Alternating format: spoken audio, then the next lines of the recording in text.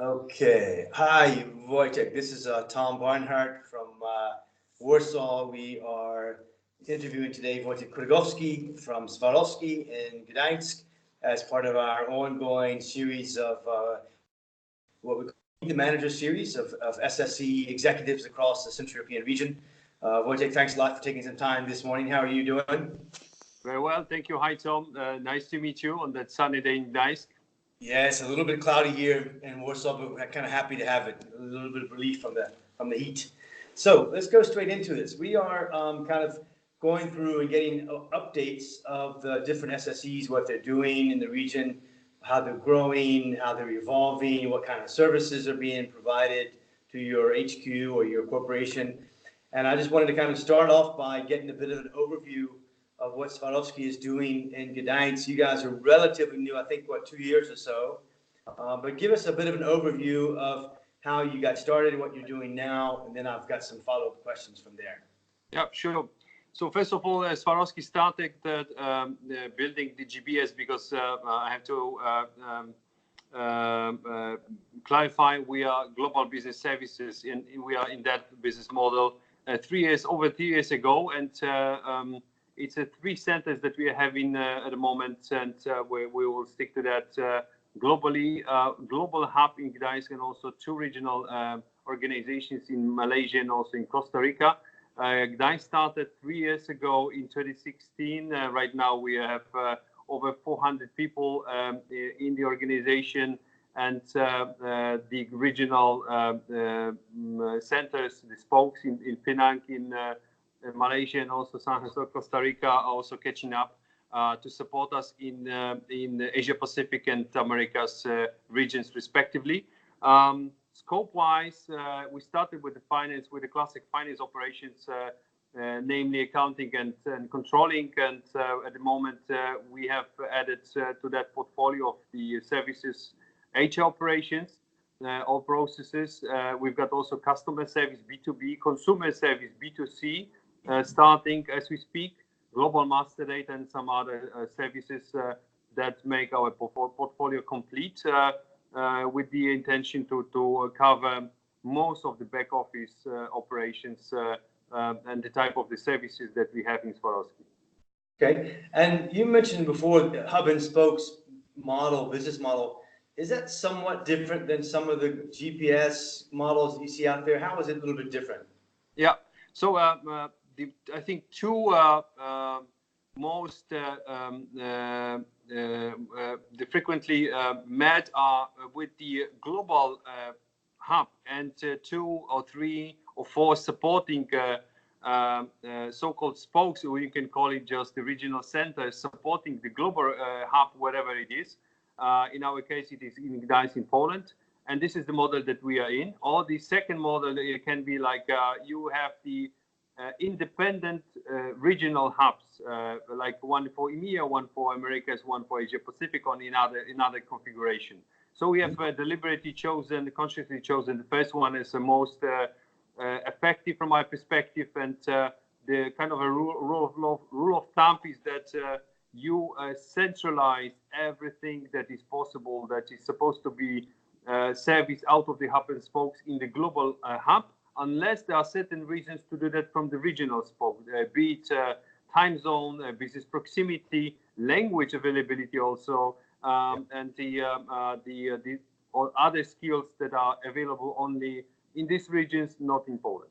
So that means then, are you overseeing then those operations in Costa Rica and Malaysia from Poland? Yes, that's my role. I'm accountable for all 3 centers. Okay, does that mean you're traveling all the time also? A little bit. Not too much, okay. Tell us a bit about the perception in Swarovski HQ about their success with rolling out new captive services center, because a lot of people have gone through that process or are thinking about the process. Tell us a bit about it from their perspective. What I'm hearing is, of course, you're asking about the HQ perspective, not my perspective, but I think we are on the same page. So far, we've been quite successful in driving that,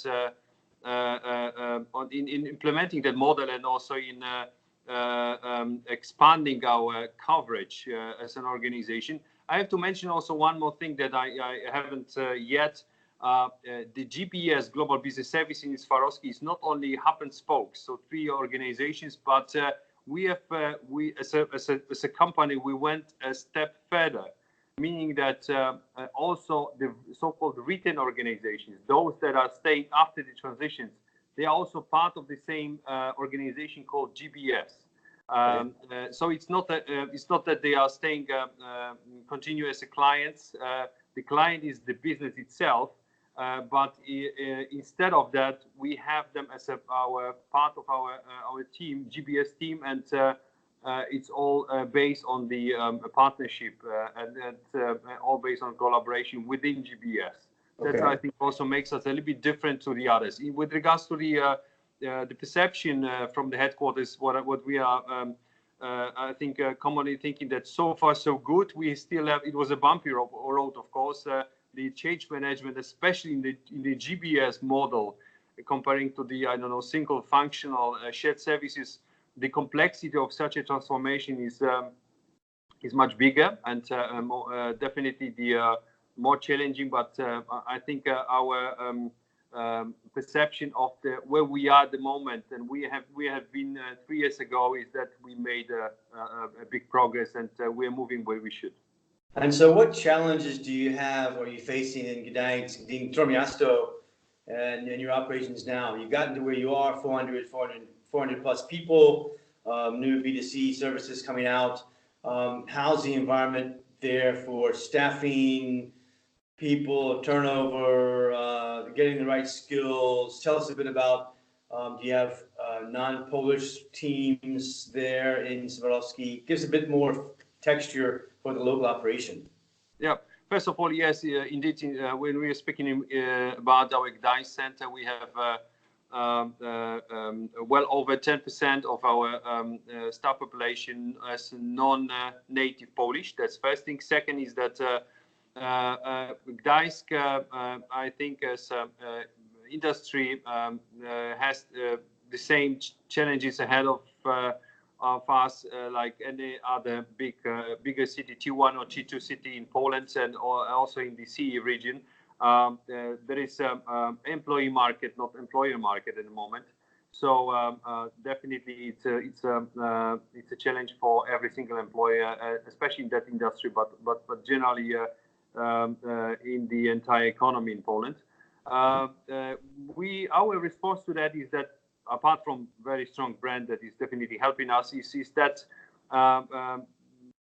making sure that our employee value proposition is competitive. That's the number one. But number two, we're not focused. We're not limiting ourselves only to Tri-City. We are our offer and the positions that we have available, where we make sure that they are advertised across entire country. Yes. And we also go beyond the country. We have the candidates from entire Europe, and also even beyond Europe, from India, from Brazil.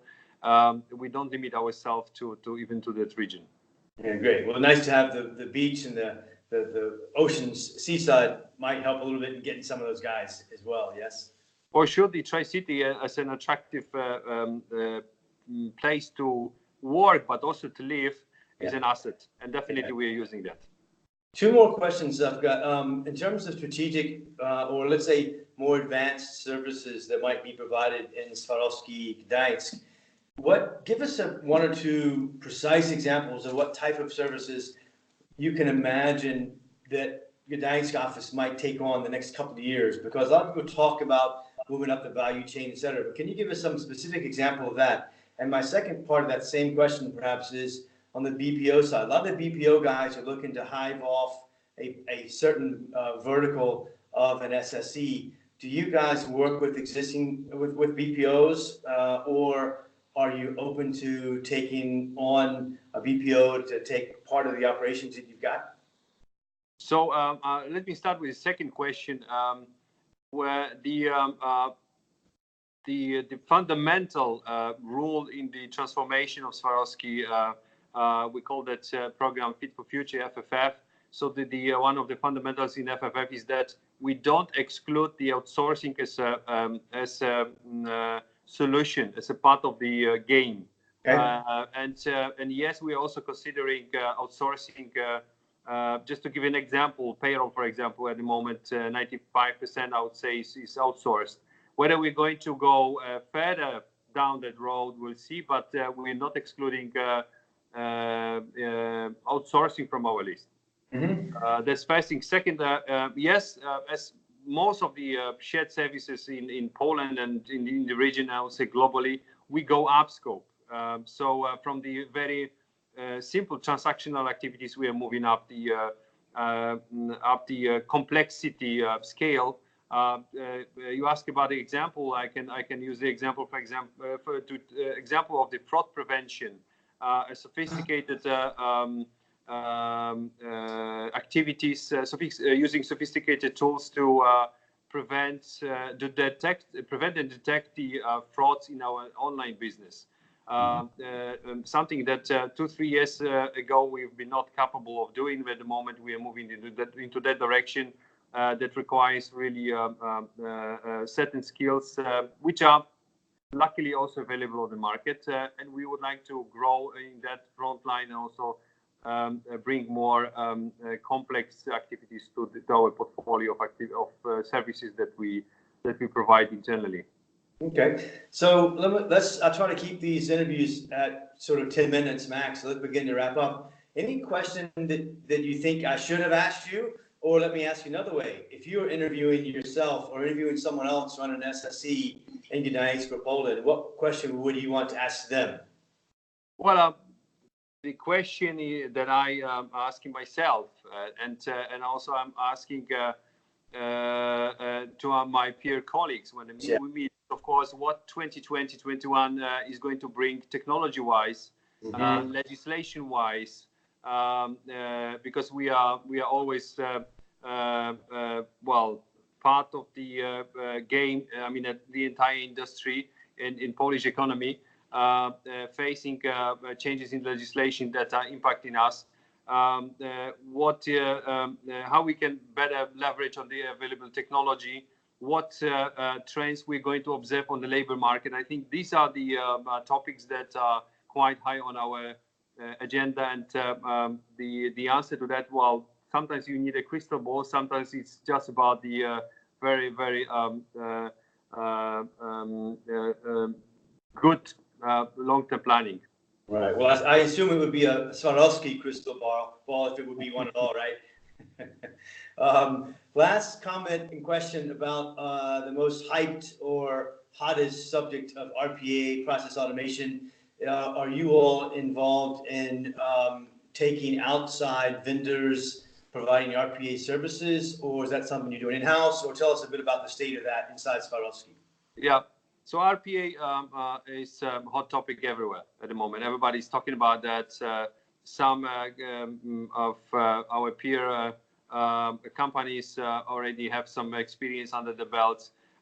We approach the topic with a really special care, because there are a lot of success stories, but there are also failure stories around. So we have to be very careful when you're establishing that type of the activities or the way to automate the processes. We are planning to launch it soon, and we are preparing for that. We are fully aware that we have to take into consideration certain factors, like for a successful RPA, you need a scale. You're not going to do that with, 100 transactions a month, and you're not going to build a bot for that. At the end of the day, ROI, return on investment, is important, and in that ROI, you have to take into account not only the initial capex but also the opex, the maintenance, and also the cost of keeping the certain governance, and that's also part of the P&L, part of the elements that will hit your bottom line.